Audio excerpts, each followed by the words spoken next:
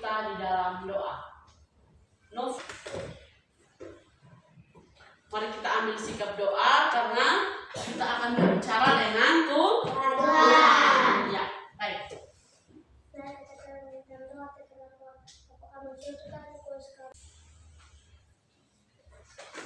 Amin. Terima kasih Novi yang sudah mengikuti dalam doa. Baik, sebelum kita memulai pembelajaran, Ibu mau mengambil absen dulu. Kota kelas hari ini siapa yang tidak hadir? 4 orang. Siapa? Rijus, Julio, Sri, Jali. Rijus, Julio, Sri, dan Jali. Oke. Berarti 4 orang yang tidak hadir ya? Iya. Tidak ada. Kita masuk dalam materi kita pada hari ini, Ibu mau tanya, materi minggu lalu tentang apa? Iklim dan perubahannya. Iklim dan perubahannya. Berarti semua masih ingat materi minggu lalu, toh? Iya. Oke, baik. Kita akan masuk pada materi hari ini tentang peranku.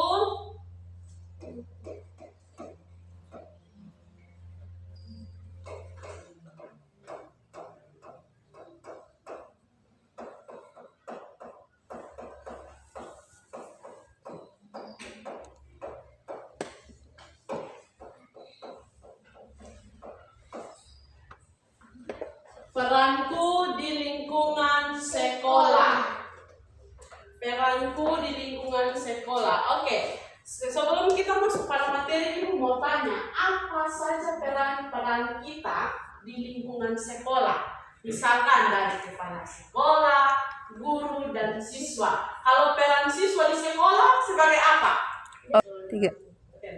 Oke, sebelum kita masuk materi, Ibu mau tanya, peran-peran kita di sekolah itu contohnya peran siswa itu seperti kita perannya di sekolah itu buat apa? Kalau peran guru? Mengajar. Kalau peran kepala sekolah? Mengawasi. Mengawasi siapa di sini? Mengawasi guru, mengawasi siswa, mengawasi organisasi dalam suatu mengawasi semua aktivitas yang ada di sekolah. Oke, baik. Baik, sebelum kita lanjut materi, tujuan pembelajaran kita pada hari ini yang pertama,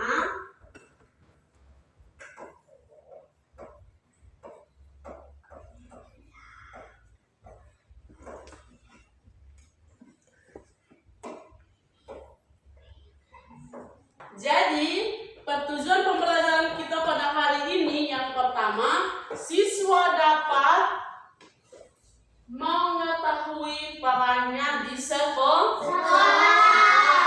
Jadi, siswa di sekolah bukan hanya datang untuk belajar saja, tetapi ada beberapa peran yang harus dilakukan siswa di sekolah.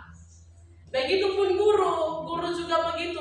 Guru datang bukan hanya untuk mengajar saja, tetapi guru juga ada beberapa peran di sekolah. Begitupun dengan kepala sekolah. Kepala sekolah itu bukan hanya datang untuk mengawasi, tetapi kepala sekolah itu juga bisa dapat mensupervisi guru-guru, menilai guru, mengawasi guru dan juga siswa. Jadi tadi yang seperti Ibu sampaikan bahwa tujuan pembelajaran kita pada hari ini, siswa dapat mengetahui perannya di sekolah. Jadi peran siswa di sekolah itu bukan hanya datang untuk belajar, tetapi baik materi inti kita pada hari ini tentang peranku di lingkungan sekolah. Jadi peran kita bukan hanya datang untuk belajar, tetapi peran kita juga ada yang namanya disiplin, menjaga kebersihan. Itu juga peran sebagai siswa. Dan itu juga bukan hanya peran sebagai siswa, itu juga bisa jadi peran sebagai guru. Jadi guru juga harus menjaga kebersihan, juga harus mendisiplinkan diri, bukan di sekolah. Mendisiplinkan diri di sekolah. Begitupun dengan kepala sekolah. Jadi kita bukan hanya datang sebagai seorang pelajar dan hanya duduk belajar saja, tetapi kita harus menjaga kebersihan, menjaga fasilitas yang ada di sekolah. Itu juga peran kita sebagai siswa. Jadi menjaga fasilitas yang ada di sekolah itu seperti apa? Menjaga apa? Kebersihan. Apalagi? Fasilitas. Menjaga meja, kursi, ruangan yang kita pakai harus bersih, lingkungan sekolah. Iya kan? Jadi kalau kita tidak menjaga fasilitas di sekolah, kita tidak menjaga lingkungan belajar, berarti kita tidak akan nyaman saat belajar. Atau siapa yang nyaman saat kelas dalam keadaan kotor? Siapa yang nyaman kalau kelas dalam keadaan kotor, dia duduk untuk belajar? Tidak. Kita tidak nyaman toh. Kalau kita nyaman di atas ruangan yang kotor, berarti itu orang dia sudah mati rasa. Dia sudah ada rasa lah. Sudah. Kan kita bukan hanya tentang belajar, bukan hanya tentang menjaga fasilitas sekolah, tetapi peran kita juga dalam sekolah itu seperti kita beretika. Beretika di sini kita harus sopan santun. Terus kita harus menghormati warga yang ada di sekolah. Menghormati warga yang ada di sekolah itu seperti siapa? Guru. Siapa lagi? Kepsek. Siapa lagi? Teman. Iya, sesama teman juga kita harus saling menghormati. Jangan teman ada duduk makan, kamu pergi senggol. Itu beretika atau tidak? Tidak. Dan menjaga ketertiban di sekolah. Itu peran kita sebagai siswa, sebagai guru, dan juga siapa? Kepala sekolah. Ibu sudah katakan bahwa peran utama kita di sekolah, peran utama siswa di sekolah itu seperti belajar. Terus apa lagi? Datang tepat waktu. Terus mengerjakan PR maupun mengerjakan tugas yang diberikan guru di sekolah. Kalau PR itu apa? Pekerjaan rumah. Itu peran sebagai siswa.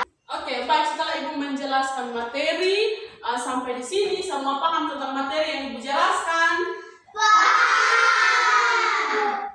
Oke, baik. Kalau paham, ada pertanyaan? Ada yang mau bertanya? Saya mau. Oke, Alim, silakan. Mengapa tempat sampah di sekolah harus dipisah-pisah warnanya? Mengapa Tempat sampah di sekolah harus pisah-pisah warnanya? Oke. Ibu menjawab pertanyaan dari Alim, nanti sebentar baru Ferin dengan Nita bertanya. Mengapa tempat sampah di sekolah harus pisah-pisah? Mengapa sampah harus dipisah-pisah warnanya? Kalau tidak dipisah, karena sampah itu terdiri atas dua. Yang pertama itu sampah organik, dan yang kedua adalah sampah anorganik. Sampah organik itu seperti apa? Seperti daun-daun. Terus sampah organik itu seperti daun. Apalagi seperti kulit pisang, itu termasuk dalam sampah. Seperti kalau kamu mendapatkan makanan MBG, kalau kulit pisang dengan dia punya kulit pisang itu harus dipisahkan dia punya tempatnya.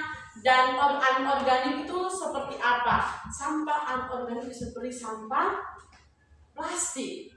Kalau sampah organik itu mudah didaur ulang atau mudah diolah, sedangkan sampah anorganik tidak mudah didaur ulang. Tidak mudah didaur ulang oleh apa? Tidak mudah didaur ulang oleh tanah. Kalau sampah plastik itu dia butuh waktu yang lama untuk didaur ulang. Dia bisa sampai bertahun-tahun. Kalau dia sudah tertimbun di dalam tanah, coba kamu satu kali kamu pulang, kamu tanam satu plastik, tapi kamu tanda. Kamu tanam itu plastik, misalkan daun dengan satu plastik makanan ringan. 1 bulan kemudian, jangan sampai 1 bulan. 1 minggu kemudian coba kamu pergi periksa, nanti yang terurai cepat itu daun, yang mudah diolah oleh tanah itu daun. Tetapi nanti kamu pergi periksa begini, yang sampah plastik itu nanti masih dalam keadaan utuh, artinya dia itu tidak mudah diolah. Tepuk salut.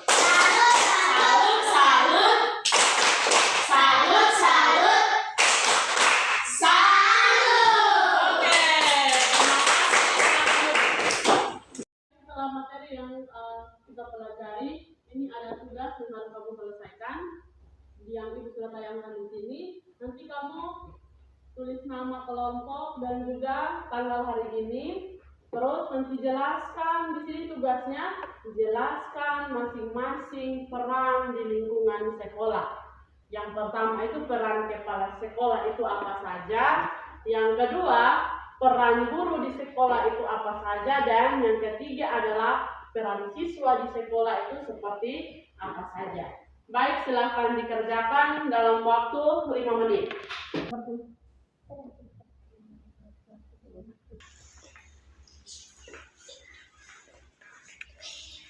Ya, satu peran kepala sekolah. Ya.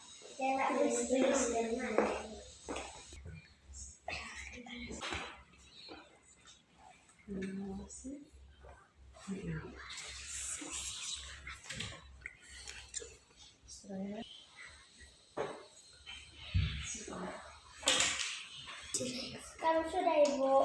Sudah? Oke, baik. Kelompok 2 sudah? Sudah. Oke, kalau sudah selesai semua, Ibu minta salah satu dari kelompok masing-masing untuk mempresentasikan kerja kelompok. Silakan. 3. Dari kelompok 1, silakan. Siapa yang mempresentasi? Via. Yang pertama itu peran kepala sekolah itu seperti apa saja? 3. Saya akan membacakan hasil diskusi kami. Ya, silakan. 1. Peran kepala sekolah mengawasi guru, mengawasi siswa. 2. Peran guru mengajar, memberikan tugas. 3. Peran siswa mengerjakan tugas, menjaga kebersihan di lingkungan sekolah, dan belajar. Dan terima kasih, kita memberikan aplaus kepada kelompok 1. Kelompok 2 silahkan.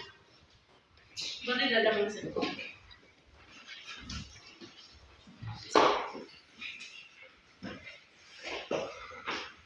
Peran kepala sekolah mengawasi guru.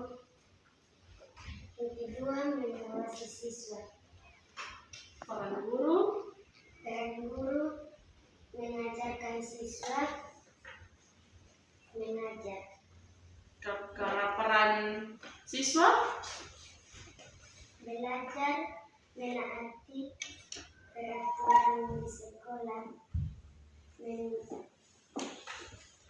mengerjakan tugas. Ya, kita memberikan tepuk tangan kepada. Baik, jawaban yang diberikan kelompok 1 dan kelompok 2 itu semuanya benar. Kita semua sudah memahami materi yang sudah Ibu sampaikan pada hari ini. Kumpulkan hasil pengerjaan kalian untuk kita melanjutkan dengan refleksi. Oke, baik Ibu membaik kertas untuk kita menuliskan refleksi kita pada hari ini tentang pembelajaran. Silakan mengerjakan refleksi tentang materi hari ini. Jadi apa yang kamu rasakan atau materi hari ini yang dibawakan Ibu itu menyenangkan atau tidak, silakan tulis pada kertas yang sudah Ibu bagikan. Silakan. 5 menit selesai. Baik, Ibu mengumpulkan kembali ya. Sebelum kita mengakhiri, mari kita ice breaking bersama dulu. Semua bangkit berdiri. Semua tahu lagu Rukun Sama Teman? Oke, kita menyanyi untuk lagu ya. 1, 2, 3. Semua insan ciptaan Tuhan berbeda rupa dan kemampuan. Mari saling bersama dan ukur sama